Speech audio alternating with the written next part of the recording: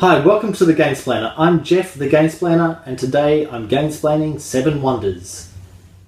Seven Wonders is a fantastic city building game with a really awesome card drafting mechanic that goes with it. You are in charge of building one of the ancient cities. What you do in one turn will directly have effects and knock-on effects for everything beyond that, what's going to come. There are 3 ages in the game. You need to play through all 3 ages to really see what's going to happen. What you did back in age 1 is directly going to affect what you can do in age 3. For lots of people, that can be super annoying. Especially first-time players, they really get frustrated at that. I've found with this game, more so than any other game whatsoever that I've tried to bring to the table, this is the game where people will just stare at a handful of cards and go, I have no idea what I'm doing. Why do I need to play this card? I don't know how to choose which of these cards to put down into my city. And I keep saying to them, don't think about it, don't worry about it, just put something in. And that's the best advice anyone can give on Seven Wonders. Just put something down, just play something. Something is always going to be better than nothing. In fact, quite often, the guys who are doing that have actually won the game. Yes, I've given them advice on the way through because that's how I like to play first games. I like to give advice to the new-time players. But by them putting down a resource, that's actually opened up their ability to play the next round. All you need to be able to do is cut through that critical phase of I have no idea what I'm doing. Other issues I found that have come up when trying to gamesplain Seven Wonders is understanding how to use the wonder boards. Every single one of them has 3 wonders on the bottom. We play into them exactly the same on all of them, but every one of them has a slightly different effect. So cutting through the iconography is the second thing that kind of goes hand in hand with that.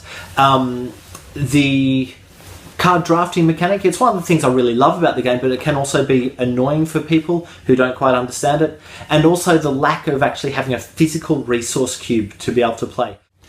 The understanding that if you're sitting there looking at your city and it looks like this, that you actually have all of these resources that you can spend to build your next card. People don't quite get their heads around that. I think we're too used to playing with little cubes of wood, of coloured wood that we push around the table. Sure, we could give them a cube of this colour, one of that colour, one of that colour, 2 of that colour, 1 of that colour. Then they use whatever they're going to use, and then we give them fresh ones next turn. But fiddly, super fiddly. This is actually a really elegant solution to the problem of having too many little wooden cubes in your game. You've just got to understand that these are available every single turn. Seven Wonders has so much going on for it, so many different elements that if you understand the gameplay, it's a really satisfying game, even if you lose, which I usually do. It's very rare for me to win this game. Usually, as I said earlier, the people who are newer to the game will tend to win just by accident, which I find really frustrating, but it's still really satisfying to get to the end of the game and have your city built in front of you and not even knowing what the scores are going to bring. You can look around and you go, oh, I think that person's going to win just by seeing one type of building is they've got a whole bunch of them. But it's not necessarily the case. Quite often, someone else will just sneak in with a science victory or something to that effect. I'll go into what those are during the videos. The rulebook on this game is really succinct and well put together. It's got a nice little key on the back with what those icons mean. Use it during the games. I still do. I come up against icons all the time that I go, oh, now what was that one? I haven't played this for a while. What's that icon mean again?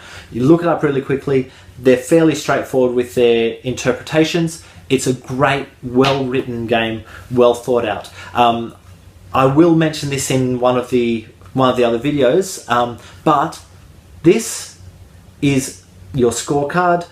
It is much easier for you to get the iPhone app and use that to score, or the iPad app. I'm sure it's on other platforms, but it's much easier to get that. I really encourage you to do that if you are going to play Seven Wonders. That way you don't have to worry about what the actual scoring is going into the game.